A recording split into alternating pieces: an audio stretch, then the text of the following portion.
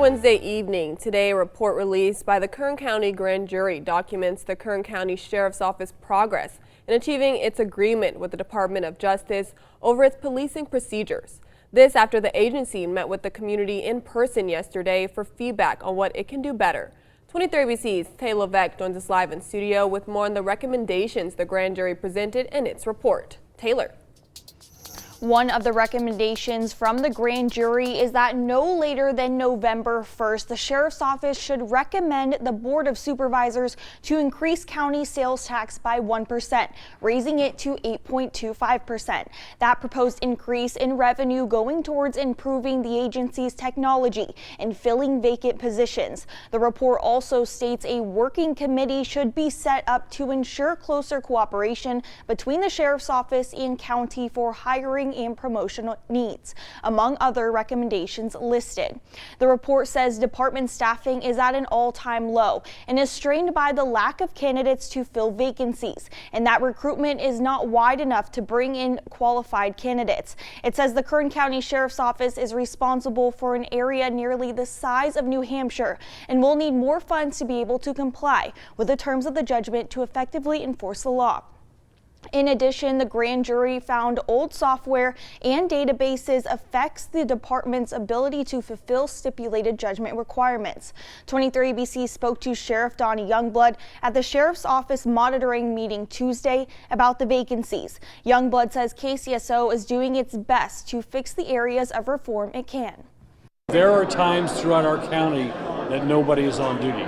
We don't have enough personnel, we keep losing. We're trying to fix that, but it's very difficult.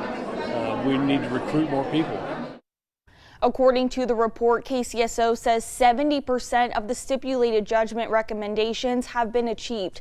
The monitors agree that the progress has been significant, but the process is still at the beginning of review and analysis and continues to develop metrics to access compliance and with the stipulated judgment. June 20th is the next monitoring meeting where the public can join the Sheriff's Office to speak their concerns about policing practices. Coming up at 11, we'll have a full breakdown of the grand jury's report. Live in studio, Taylor Levesque, 23 ABC, connecting you. Thank you, Taylor. Well, the recent shooting in Texas has prompted our governor to take action. Governor Gavin Newsom and top legislative Democrats pledging today to expedite more than a dozen bills aimed at reducing gun violence in the state. Newsom saying during an announcement today that ever since California introduced stricter gun laws in the 1980s, gun violence here has been greatly reduced. California leads this national conversation. When California moves, other states move in the same direction. For all of those, for so many of us, that are feeling deep anxiety and fear, I hope you look to this state for leadership, for demonstrable leadership.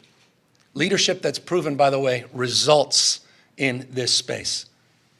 Those states like California that have the most progressive policies in restricting the abuse and proliferation of guns have consistently outperformed other states in terms of gun murder rates and gun death rates. Newsom promising to quickly pass laws that would allow private citizens to sue firearm manufacturers and distributors, as well as require school officials to investigate credible threats of a mass shooting. Other proposals include a bill to limit firearm advertising to minors and another that further cracks down on ghost guns in California. Newsom and legislative leaders said they plan to pass and sign as many of the bills as possible before they break for a summer recess on July 1st. All this as across the country, so many saying they are fed up with the cycles of mass shootings and the inaction in Washington. Now, in the wake of this latest deadly school shooting, there is frustration and anger as gun control legislation on Capitol Hill continues to appear stalled. Senate Republican leader Mitch McConnell offering Uvalde families condolences, but making no mention of new gun legislation.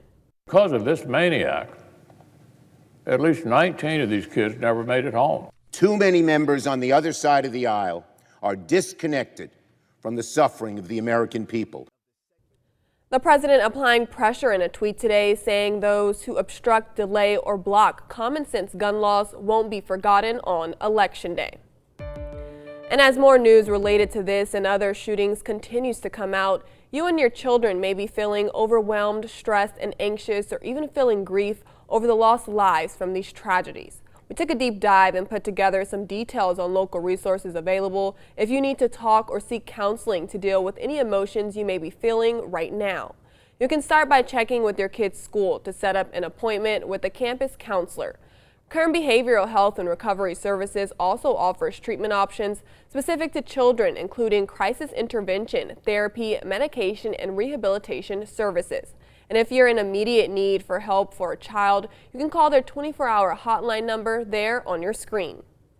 And here in Bakersfield, 2 local schools momentarily placed on lockdown this afternoon as police investigated a school shooting in those areas near the schools. Police officials saying they received a report of a shooting at about 1:18 p.m. on Edmonton Street, near Hahn Avenue and New Stine Road in southwest Bakersfield. The investigation revealed that a shooting did occur between 2 vehicles traveling on Edmonton Street. At this time, no victims have been located. Because of the shooting was close to both of the schools at both Thompson Junior High and Stine Elementary Schools. Both campuses were briefly placed on lockdown.